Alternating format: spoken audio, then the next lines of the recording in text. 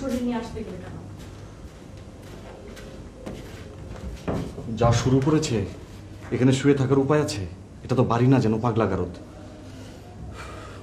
এ বাড়ির লোকজন পাবনার হলে বেশ জমত।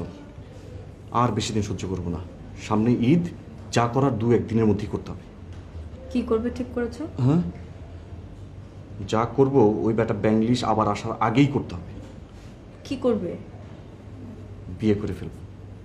না, আমি এখন চোরের মতো পালিয়ে বিয়ে করতে পারবো না, আম্মা কষ্ট পাবে। তাহলে যাও, আম্মাকে খুশি করতে কাবুলের গলায় ঝুলে আফগানিস্তানে গিয়ে সংসার করো। কাবুল? কাবুল আবার কে? বাবা বাবা, হবু জামাইয়ের নাম ঠিক মতো উচ্চারণ করতে পারেনি বলে রাগ হচ্ছে? এই, ভালো হচ্ছে না কিন্তু। তাহলে চলো কাজী অফিসে গিয়ে বিয়ে করে আসি।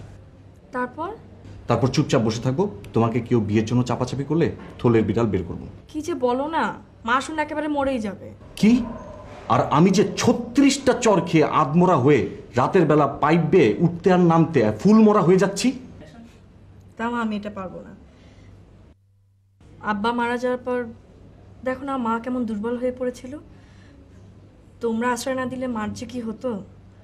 অবশ্য তোমরা আশ্রয় দিয়েছো, এই দাবিতে যদি। ছি, তুমি এমন একটা নোংরা কথা বলতে পারলে? এই জন্যে তোমার আমার আজকের সম্পর্ক?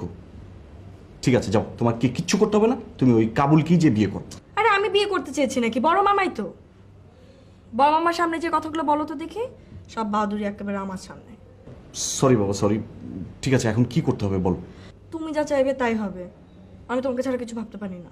এই তো লক্ষ্মী মেয়ে। আই, খাবার কাছে আসবে না। কেন?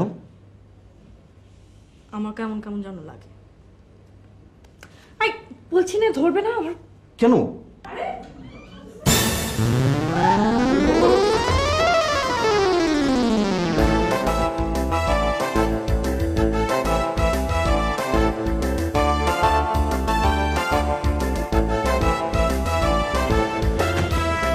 আসসালামু আলাইকুম ভাইজান। ওয়ালাইকুম আসসালাম।